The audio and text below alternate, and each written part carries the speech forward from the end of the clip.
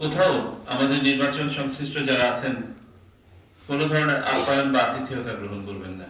যেটা হয়ে থাকে যে ভোটের আগের দিন যে টিমটা যায় আপনার প্রিজাইডিং অফিসারের সাথে সবাই মিলে যখন কেন্দ্রে যান, কেন্দ্রে গিয়ে আপনার অনেক সময় থাকে তাদের প্রশাসনিক ব্যবস্থা যথাযথ না থাকার কারণে স্থানীয় সহায়তা নিয়ে থাকেন। আবার অনেকে স্বপ্রণোদিত হয়ে তাদেরকে সহায়তা প্রদান করেন।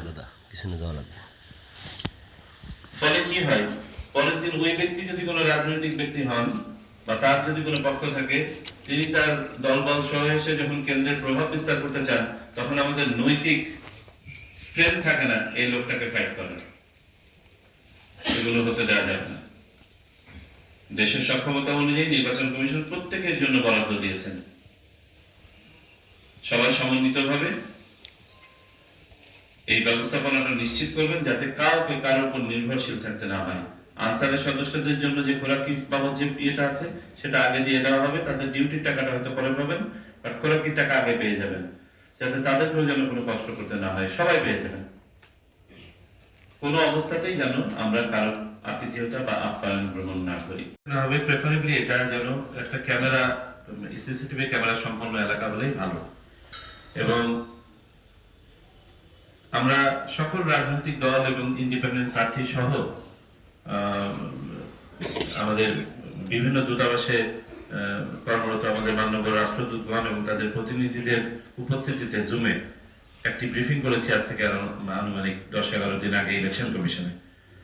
এবং সেখানে আমরা এই পোস্টাল ব্যালট কিভাবে ম্যানেজ হচ্ছে পুরোটা দেখিয়েছি তাদেরকে। ওখানে একটা জিনিস তাদেরকে বোঝানো হয়েছে, বলে দেওয়া হয়েছে যে পোস্টাল ব্যালট কাউন্টিং এর সময় অপেক্ষাকৃত বেশি লাগবে। আপনাদের 6টি আসনে মোট কতজন পোস্টাল ব্যালটের জন্য ইয়ে করেছে, রেজিস্ট্রেশন করেছে? স্যার সর্বমোট 30,000 প্রায় স্যার। মানে বেশ বড় নাম্বার। হ্যাঁ, 29,888। মানে অন অ্যান এভারেজ 4 থেকে 5,000 করে ভোটার পোস্টাল ভোটে, অন অ্যান এভারেজ। কোনো কনস্টিটিউয়েন্সিতে হয়তো বেশি হবে, কোনোটাতে কম হবে। মানে এটা ন্যাশনাল এভারেজের মতোই। তো আমাদের 15 লক্ষ, যদি 15 লক্ষ প্লাস আমাদের রেজিস্ট্রেশন করেছেন, অন অ্যান এভারেজ 5,000 হচ্ছে পার কনস্টিটিউয়েন্সি। সো আপনারা ন্যাশনাল এভারেজের কাছাকাছি আছেন। পোস্টাল ব্যালটের ব্যাপারে কয়েকটা জিনিস আমি স্পষ্ট করি। আজকে থেকে কিন্তু আপনারা পোস্টাল ব্যালট রিসিভ করা শুরু করবেন, হয়তো বা 1-2 তারিখ থেকেই পোস্টাল ব্যালট ডেলিভার করা শুরু হবে। পোস্টাল আই মিন যেগুলো ভোট হয়ে ফেরত আসছে। পোস্টাল ব্যালটে কোনো ধরনের ব্যত্যয় আমরা রাখার সুযোগ রাখিনি। যারা ভোট দিচ্ছেন তাদেরকে লাইভ ভেরিফিকেশনের মাধ্যমে ভোট দিতে হচ্ছে, তাদেরকে সেভাবে নির্দেশনা দেওয়া আছে, রিটেন ইনস্ট্রাকশন দেওয়া হয়েছে। অর্থাৎ একজনের ভোট আরেকজন, কারণ এই ভোটটা তো হচ্ছে কেন্দ্রের বাইরে, আমরা তো দেখতে পাচ্ছি না যে কেউ এটাতে দুষ্টামি করছে কিনা। সো এই দুষ্টামির কোনো সুযোগই রাখা নেই। ব্যালট পাওয়ার পরে একজনকে কিউআর কোড স্ক্যান করে তারপরে ভোট দিতে হবে। কিউআর কোড স্ক্যান করতে হলে তাকে আবার লগ ইন করতে হবে, লাইভ ভেরিফিকেশন করতে হবে, তারপরে তাকে ভোট দিতে হবে। আপনাদের কাছে যে ব্যালট গুলো আসবে, এটা যদি কোনোটা কিউআর কোড স্ক্যানিং ছাড়া আসে, এটা শুরুতেই বাতিল, এটা গণনাতেই নেওয়া হবে না। কারণ ভোট 10টা নষ্ট হতে পারে, কিন্তু ভোটের ইন্টিগ্রিটি আমরা নষ্ট হতে দেব না, কোনোভাবেই না। তো এটা হচ্ছে প্রথম কথা। দ্বিতীয়ত হচ্ছে আপনারা ইতিমধ্যে রাজনৈতিক দলগুলোর উপস্থিতিতে বাক্সগুলো লক করেছেন এবং নিরাপদ স্থানে রেখেছেন। আমার ধারণা হয়তো বা ট্রেজারিতে রেখেছেন। ওকে, ভেরি গুড। এখন যে ভোটগুলো আসা শুরু হবে কিউআর কোড স্ক্যানিং এর মাধ্যমে, এগুলো আপনারা ফর্ম 12 জেনারেট করবেন, অর্থাৎ কারা কারা ভোট দিয়ে পাঠালেন তালিকা তৈরি করবেন। দৈনিক বেসিসে এটা প্রিজার্ভ করবেন। যেখানে এই ব্যালটগুলো থাকবে বা যেখানে এটা ব্যবস্থাপনাটা কন্টিনিউ করবে আগামী 12 তারিখ পর্যন্ত, সেখানে প্রেফারেবলি ডাবল ফোর্স প্রেজেন্সের মাধ্যমে নিরাপত্তা নিশ্চিত করতে হবে। হতে পারে পুলিশ এবং আনসার, হতে পারে পুলিশ, বিজিবি ইত্যাদি। একাধিক বাহিনীর উপস্থিতিতে যেন এটা নিরাপদে থাকে।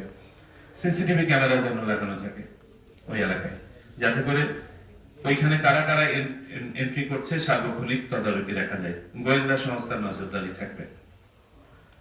ভোটের নিরাপত্তায় যেন সামান্যতম কোনো বিঘ্ন না ঘটে।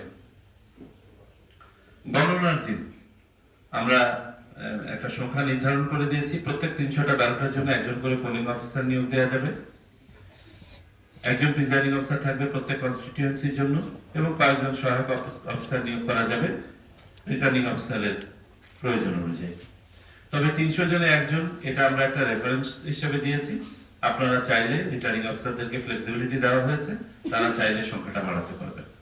পাশাপাশি আমরা এটাও বলেছি যে আপনারা চাইলে বিএনসিসি ক্যাডেটদেরকে ব্যবহার করতে পারবেন। আমরা বিএনসিসি ক্যাডেট রিটার্নিং অফিসারদের চাহিদা মতো এখানে দিব এই কেন্দ্রগুলোর সহায়তার জন্য। পাশাপাশি অন্য কেন্দ্রেও থাকবে কিছু। আমরা টোটাল সারা দেশে হয়তো বা 16,000 মতো বিএনসিসি ক্যাডেট ডিপ্লয় করব। তার মধ্যে 9,000 মতো পুরুষ, 7,000 মতো নারী। সুতরাং আর এরা কলেজ বা ইউনিভার্সিটি ছাত্রছাত্রী, আর্মি, নেভি, এয়ারফোর্সের ক্যাডেট। তাদের প্রতি আমরা সংবেদনশীল থাকবো। তারা আমাদেরই সন্তান, তারা খুব ভালো কাজ করবে, ইউনিফর্ম পরিহিত অবস্থায় থাকবে। এটা একটা ভালো ফোর্স হিসেবে কাজ করবে। একটা বিষয় বলবো স্যার, আমরা প্রিজাইডিং অফিসারদের যে ব্রিফিং হয় সেখানে আমরা সর্বপ্রথম ওনাদের অ্যাসিওর করি যে আপনারা নিরাপদ থাকবেন। ভোটের আগে পরে আপনি ভোট বাক্স সরকারি রিটার্নিং অফিসারের কেন্দ্রে ইয়েতে অফিসে পৌঁছানোর পরে বাসায় পৌঁছানো পর্যন্ত কিন্তু আমরা আপনাদেরকে টেক কেয়ার করবো, সেটা তাদের অ্যাসিওর করছি। এবং সততা, তারপরে পক্ষপাতিত্ব যাতে না করে সেই বিষয়টা এনশোর করা হচ্ছে। এবং তাদেরকে বলা হচ্ছে যে কোনো হেরফের পাওয়া গেলে আমরা কিন্তু ইলেকশন পরবর্তী তাদের বিরুদ্ধে আমরা ব্যবস্থা গ্রহণ করবো। যেমন আমাদের স্যার লক্ষ্মীপুর মেঘনার ওই পারে একটি ইউনিয়ন আছে স্যার, ভোলার সাথে 2টি ইউনিয়ন আছে। এরপরে স্যার মেহেন্দিগঞ্জ ঠিক উপজেলার সাথে 5টি ইউনিয়ন আছে, এবং কাজিরহাট নামে আরেকটি থানা আছে, সেখানে 5টি ইউনিয়ন আছে স্যার। এরকম করে 16টি ইউনিয়ন এবং একটি পৌরসভা আছে স্যার।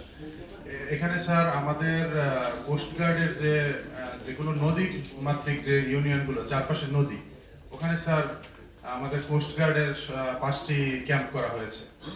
আর স্যার যেখানে আমাদের গাড়ি যাবে এরকম কেন্দ্র আছে 100-র মধ্যে মাত্র 40টি কেন্দ্র স্যার। আর 60টি কেন্দ্রিক গাড়ি যায় না স্যার, ওখানে ট্রলার বা স্পিড বোটে যেতে হয়। যেগুলো গাড়ি যাবে সেখানে স্যার আমাদের বিজিবি চলে এসেছে 29 তারিখ, এবং সেনাবাহিনী আছে স্যার আমাদের 120 জনের মতো। তারা ওখানে ইতিমধ্যে টহল শুরু করেছে। আর স্যার যারা যেগুলো কোস্টগার্ড করতে পারবে, এরা কোস্টগার্ড নিয়মিত টহল দিয়ে যাচ্ছে 5টি জায়গায় স্যার, 5টি ইউনিয়নে, যেটি একেবারে নদীর মধ্যে, এখানে করছে স্যার। এছাড়া স্যার আনসার আছে, এবং আমাদের স্যার পুলিশ 2টি থানায় 63 এবং 62 জন করে, কাজিরহাট এবং মেহেন্দিগঞ্জ থানায় পুলিশ আছে, তারা এখন দিয়ে যাচ্ছে। এবং স্যার জেলা পুলিশ, নৌ পুলিশ আছে স্যার, এবং জেলা থেকে পুলিশ লাইন থেকেও ভোটের আগে পুলিশ যাবে। এবং স্যার আমাদের মোটামুটি স্যার সব ধরনের প্রস্তুতি গ্রহণ করা হয়েছে স্যার। এবং সিসি ক্যামেরা স্যার ঝুঁকিপূর্ণ কেন্দ্র 25টি আছে, এর জন্য স্যার বরাদ্দ পাওয়া গিয়েছে, এবং এগুলো লাগানো হবে। এবং বাকি যেগুলো আছে ওগুলো স্যার আমরা লাগিয়ে ফেলবো স্যার।